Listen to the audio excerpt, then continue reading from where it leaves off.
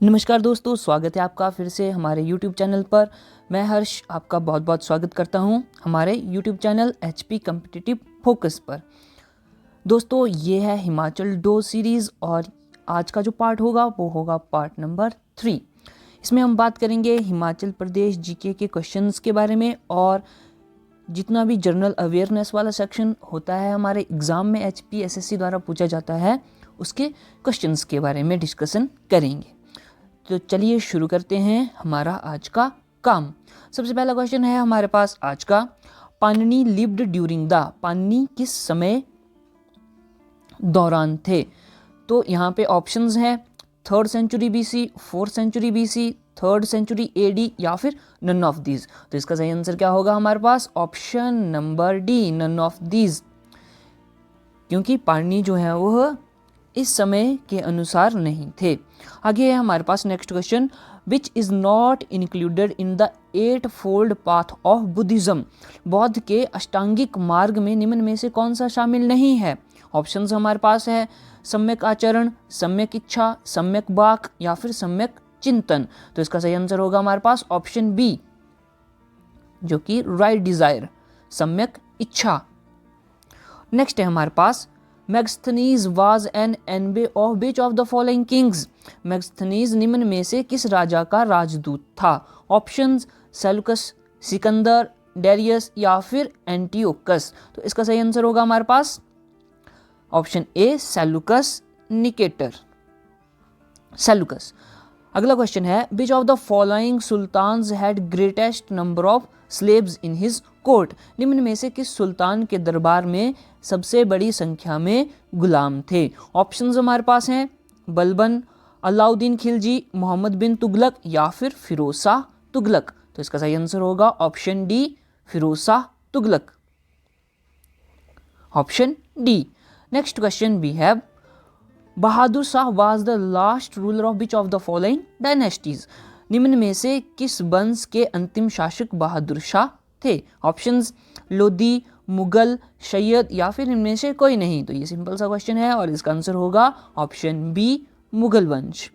तो बहादुर शाह क्या था? मुगल वंश का अंतिम शासक था। नेक्स्ट क्वेश्चन है हमारे पास, where was the first cotton mill established in India.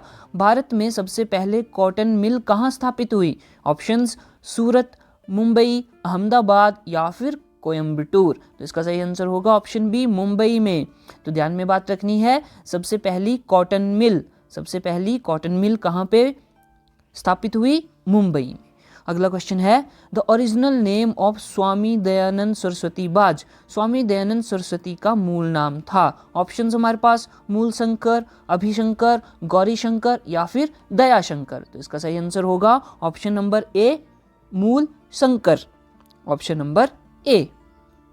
अगला क्वेश्चन है हमारे पास, the East India Association was founded by. East India Association किसके द्वारा स्थापित किया गया था। ऑप्शंस हमारे पास BD सावरकर, CR दास, दादा भाई नौरोजी या फिर देवेंद्र नाथ टैगोर। तो इसका सही आंसर होगा ऑप्शन सी, दादा भाई नौरोजी, दादा भाई नौरोजी।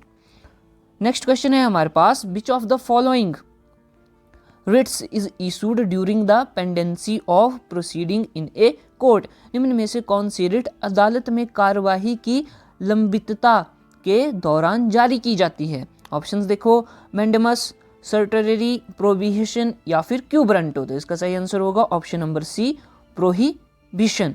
तो जब क्या होता है, कोर्ट में केसेस की पेंडिंग होते हैं केसेस, तब कौन सी रिट जारी की जाती है? प्रोहिबिशन रिट जारी की जाती है। आगे है हमारे पास, which is not included in the directive principles of state policy. निम्न में से कौन सा राज्य नीति के निर्देशक सिद्धांत में शामिल नहीं है। ऑप्शंस है प्रोहिबिशन ऑफ लिकर, शराब का निषेध, राइट टू वर्क, कार्य का अधिकार, equal basis for equal work, समान कार्य के लिए समान वेतन या फिर राइट टू इंफॉर्मेशन, सूचना का अधिकार। तो इसका आंसर होगा ऑप्शन डी, सूचना का अधिकार। सूचना का अधिकार आपको पता है कि फंडामेंटल राइट्स में है और यह आर्टिकल 19 के अकॉर्डिंग है, जबकि DPSP में यह शामिल नहीं है। नेक्स्ट क्वेश्चन है हमारे पास, the president of India can be impeached by.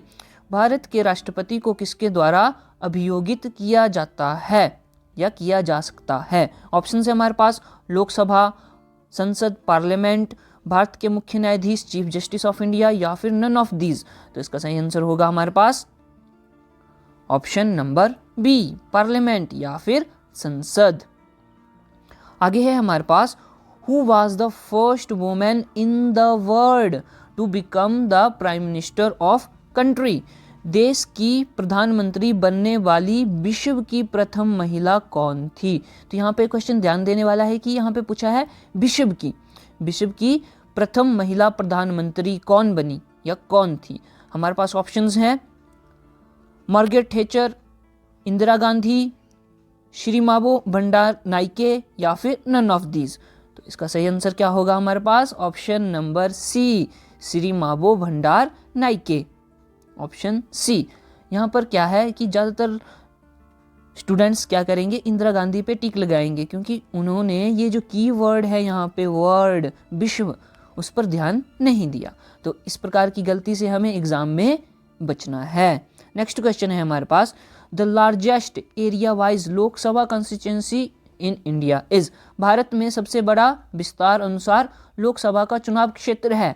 Option है हमारे पास कांगड़ा, लद्दाख, कच्छ या फिर भीलवाड़ा। तो इसका आंसर होगा ऑप्शन बी, लद्दाख।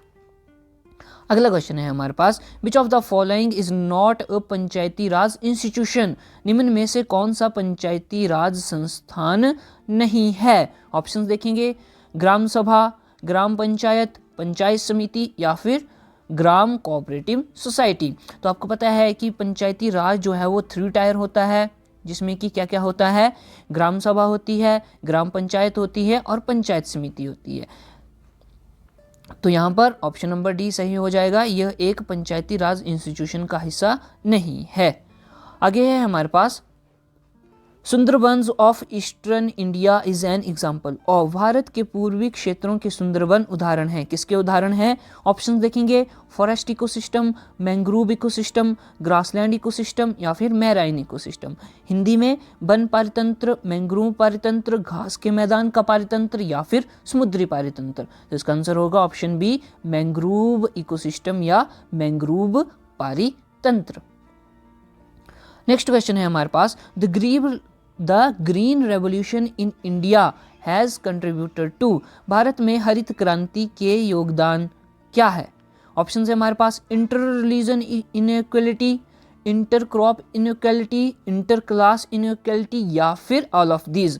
अंतर प्रदेशीय असमता, इंटर क्रॉप असमता, इंटर क्लास असमता या फिर उपरोक्त सभी। तो इसका क्या आंसर होगा हमारे पास? Option number D, option number D. ये सभी जो है इसमें क्या है, हरित क्रांति ने योगदान दिया था, क्योंकि इंटर रिलीजन इनइक्वालिटी को कम किया, इंटर क्रॉप इनइक्वालिटी को भी कम किया और इंटर क्लास इनइक्वालिटी को भी कम किया। आगे है हमारे पास next which of the following is not an immediate indicator of industrial sickness? निम्न में से कौन सा औद्योगिक रुग्णता का तत्काल सूचक नहीं है? ऑप्शन देखेंगे drop in profitability, labour unrest, shrinking of market credit या फिर डिक्लाइन इन मार्केट शेयर। लाभप्रदता में गिरावट, श्रम अशांति, मार्केट क्रेडिट का सिकुड़ना या फिर मार्केट शेयर में पतन। तो इसका सही आंसर क्या होगा हमारे पास? Option D, option D, market share में पतन। तो ये क्या है, इंडिकेटर नहीं है किसका, इंडस्ट्रियल सिकनेस का। आगे है हमारे पास increasing more multinational companies in India is to promote the policy of? Bharat में अधिक बहुराष्ट्रीय कंपनियों को प्रोत्साहित करना किस नीति को बढ़ावा देना है? ऑप्शन है हमारे पास वैश्वीकरण, उदारीकरण, निजीकरण या फिर उपरोक्त सभी। तो यहाँ पे ग्लोबलाइजेशन है, लिबरलाइजेशन है या फिर प्राइवेटाइजेशन है या फिर ये सभी हैं। तो इसका क्या आंसर होगा? Option number D, all of these, उपरोक्त सभी। क्योंकि जब क्या है, मल्टीनेशनल कंपनीज हमारे देश में आएंगी तो क्या है, वैश्वीकरण हो रहा है, क्योंकि विश्व के कोने कोने से जो है इंडस्ट्रीज भारत में लग रही हैं। ठीक कंपनीज द्वारा। उसके बाद है उदारीकरण, लिबरलाइजेशन हो रहा है, निजीकरण, प्राइवेटाइजेशन हो रही है, क्योंकि जो कंपनियां आएंगी वो प्राइवेट कंपनियां होंगी। उससे क्या होगा, भारत को वो टैक्स देंगी, तो भारत की जो इकोनॉमी है उसमें भी इसका प्रभाव जो है वो देखा जा सकता है। आगे है हमारे पास FDI रेफर्स टू, FDI संदर्भित करता है। FDI क्या होता है, ऑप्शन देखोगे, fixed deposit interest, fixed deposit investment, foreign direct investment या फिर नन ऑफ दीज। तो इसका सही आंसर क्या होगा, foreign direct investment, option number C, option number C. आगे है हमारे पास the EXIM bank of India was established in, तो एक्सिम बैंक की स्थापना दिवस जो है वो स्थापना ईयर हमें बताना है। ऑप्शंस हैं 1964, 1976, 1980 या फिर 1982। तो इसका सही आंसर होगा ऑप्शन डी, 1982। आगे है हमारे पास the tax on import and export is known as, आयात निर्यात के कर को क्या कहते हैं। ऑप्शन देखो, इनकम टैक्स, आयकर, ट्रेड टैक्स, ट्रेड कर, कस्टम ड्यूटी या फिर एक्साइज ड्यूटी। तो इसका सही आंसर होगा ऑप्शन सी, कस्टम ड्यूटी। क्या होगा, कस्टम ड्यूटी। आगे है हमारे पास question number 142, which of the following is the longest river in the world, which of the following is the longest river in the world, विश्व की सबसे लंबी नदी है अमेजन, नील, मिसिसिपी या फिर डेन्यू। तो इसका सही आंसर क्या होगा, option number B, option number B, Nile नदी या फिर नील नदी। आगे है हमारे पास next question, doldrums is a, doldrum है क्या है, tropical wind belt, sub tropical wind belt, tropical wind deflection belt या फिर नन ऑफ दीज। इसी प्रकार हिंदी में ऑप्शंस है हमारे पास, उष्णकटिबंधीय हवा बेल्ट, उपोष्ण हवा बेल्ट, उष्णकटिबंधीय हवा विक्षेपण बेल्ट या फिर इनमें से कोई नहीं। तो इसका आंसर होगा ऑप्शन ए, ट्रॉपिकल विंड बेल्ट, उष्णकटिबंधीय हवा बेल्ट। तो आपको पता है जो हमारे पास ये हमारी पृथ्वी है और यहाँ पे है हमारा इक्वेटर, और इसके आसपास जो भी हमारे पास क्या होती है, बेल्ट होती है, हवा होती है, हवा की बेल्ट होती है जिसको हम विंड बेल्ट बोलते हैं, वो क्या बनाती है, डोलड्रम बनाती है, और उसी को क्या बोलते हैं हम, डोलड्रम बोलते हैं। तो ये है ट्रॉपिकल विंड बेल्ट। आगे है हमारे पास next question, which instrument is used for measuring humidity of atmosphere. कई बार क्वेश्चन एग्जाम में पूछा गया है और ऑप्शंस देखेंगे, बैरोमीटर, एनीमोमीटर, थर्मोमीटर या फिर हाइग्रोमीटर। तो इसका आंसर क्या होगा, ऑप्शन डी, हाइग्रोमीटर। तो बात ध्यान में रखनी है, ह्यूमिडिटी को नापने वाला जो यंत्र है उसको क्या बोलते हैं, हाइग्रोमीटर। वातावरण की नमी को मापने वाला यंत्र होता है हाइग्रोमीटर। नेक्स्ट है हमारे पास आटाकामा डेजर्ट इन आटाकामा रेगिस्तान जो है वो कहाँ है। Options Africa, north America, south America या फिर नन ऑफ दीज। तो इसका सही आंसर होगा ऑप्शन सी, दक्षिण अमेरिका, दक्षिणी America. Option C is correct answer. Next question है हमारे पास, which of the following rivers does not originate in Indian territory. कौन सी नदी भारत के क्षेत्र में आरंभ नहीं होती है। ऑप्शंस देखेंगे हमारे पास, ब्रह्मपुत्र, महानदी, गंगा या फिर सतलज। तो इसका सही आंसर क्या होगा हमारे पास, ऑप्शन ए, ब्रह्मपुत्र, ब्रह्मपुत्र। यहां पर ये डॉट वाला क्वेश्चन है क्योंकि सतलुज जो है वो भी इंडिया की टेरिटरी से आरंभ नहीं होती है। तो यहाँ पर इस क्वेश्चन के हमें दो आंसर्स मिलते हैं, एक सतलज, सतलज भी कहाँ से निकलती है, मानसरोवर तिब्बत से, और ब्रह्मपुत्र जो है वो भी तिब्बत से निकलती है, इसलिए इस क्वेश्चन के क्या है, दो आंसर्स होंगे। आगे है हमारे पास next, Raniganj coal field is in. Raniganj कोयला क्षेत्र है कहाँ पे है। ऑप्शन है हमारे पास, बिहार, ओडिशा, पश्चिम बंगाल या फिर मध्य प्रदेश। तो इसका सही आंसर होगा ऑप्शन सी, पश्चिम बंगाल, वेस्ट बंगाल। तो रानीगंज कोयला क्षेत्र कहाँ है, पश्चिम बंगाल में है। नेक्स्ट है हमारे पास, Tarapur nuclear station is located in? Tarapur nuclear station, नाभिकीय स्टेशन स्थित है कहाँ पे है? महाराष्ट्र, ओडिशा, उत्तर प्रदेश या फिर तमिलनाडु? इसका सही आंसर होगा option A, Maharashtra. Tarapur nuclear station कहाँ पे है? महाराष्ट्र में है। आगे है हमारे पास, dry farming in India is extensively practised in? Bharat में बड़े पैमाने पर शुष्क खेती की जाती है, कहाँ पे की जाती है? ऑप्शंस देखो, डेक्कन प्लेटू, दक्षिणी पठार, गंगा प्लेन्स, गंगा के मैदान, कोरोमंडल प्लेन्स, कोरोमंडल मैदान या फिर नन ऑफ दीज? तो इसका क्या आंसर होगा? ऑप्शन ए, डेक्कन प्लेटू, दक्षिण पठार। तो दक्षिण भारत के जो पठार हैं वहाँ पे शुष्क खेती की जाती है। आगे है हमारे पास, X ray are streams of? X ray किरणें की धाराएं हैं, कौन सी धारा होती है एक्सरेज में? देखो, इलेक्ट्रॉन्स, फोटॉन्स, प्रोटॉन्स या फिर नन ऑफ दीज? तो इसका सही आंसर क्या होगा? Option number A, electrons. तो एक्सरेज में क्या होते हैं? इलेक्ट्रॉन्स होते हैं।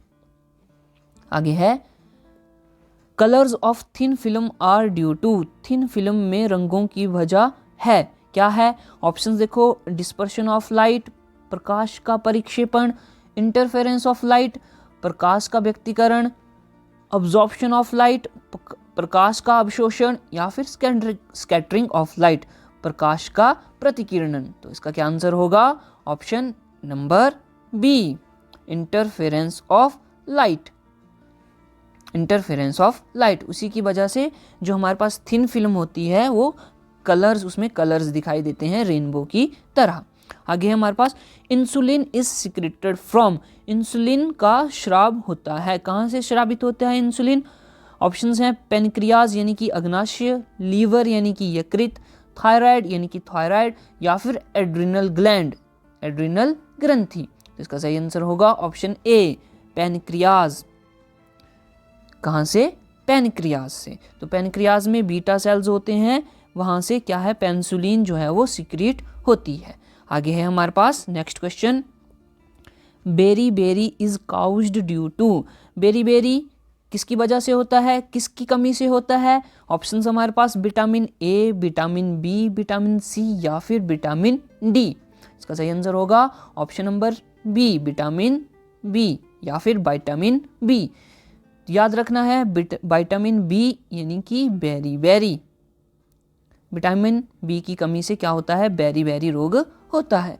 आगे है हमारे पास, लिटमस इज ऑब्टेन्ड फ्रॉम? ये भी बहुत ही अच्छा क्वेश्चन है, इंपॉर्टेंट क्वेश्चन है।